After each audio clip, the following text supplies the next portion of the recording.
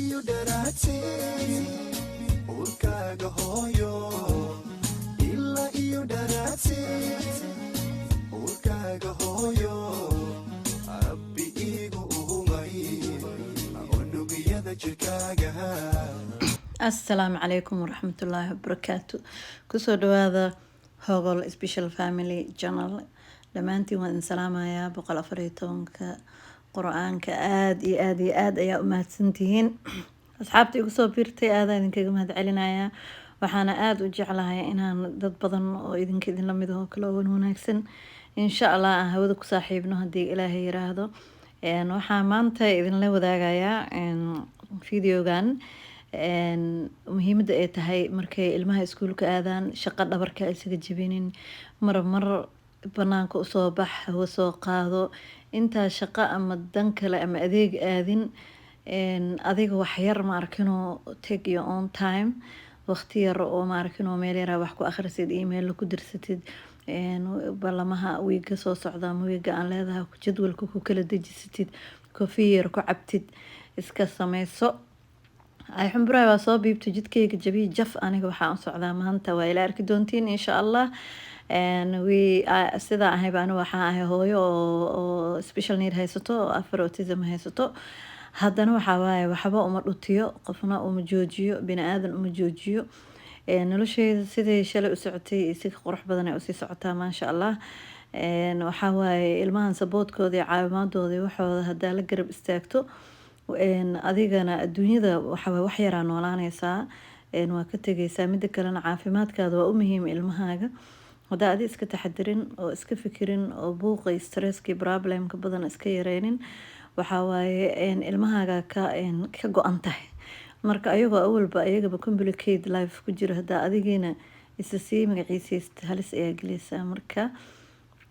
waxaan sameeyaa kafeega kala soo aadaa mar meeshii ii dhow hadda waxaa Starbucks waxaa isku dhex yaala shoppingkii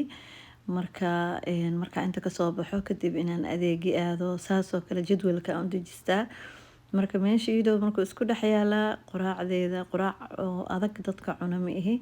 waxaan jeclahay quraac la'aan ilaa 11 isaga gaaro markaas kadib ama 10 meelahaas aan quraacdo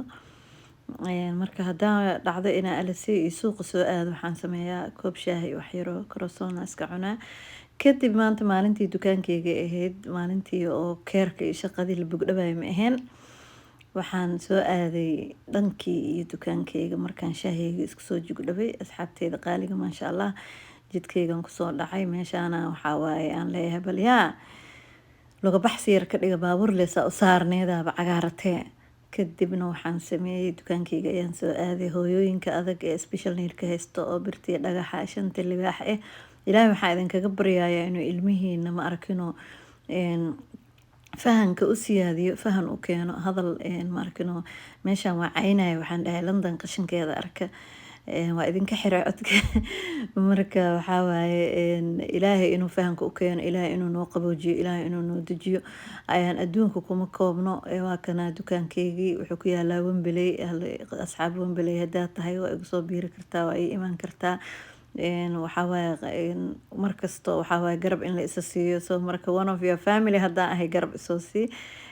wax walba walaalka oo u baahan tahay meeshaan ka heli doontaa insha Allah halkaana meeshaan marka dukaankayga quraan iyo unsi isaga daartay alxamdulillah halkaas ilaa intii galabta laga gaarayo aan iska fadhinayaa oo aan ganacsigayga businesskayga ka wadanaya insha Allah wax aan sameyn karin ma jirto abaayo ilmaha markay ku kala full time ka aadaan ama waxbarasho aad ama ganacsi yar furo ama cilaan saar ama turuko baro iyo make upka maxaa la dhahay adiga guriga fadhinin guriga la fadhiyo waa lagu buurtaa waa lagu gaboobaa maxaa la dhahay calool iyo xulus iyo ma arkino jilba xanuun iyo lagu xanuuna laga qaadaa banaanka u soo bax ma sha Allah see you next video insha Allah.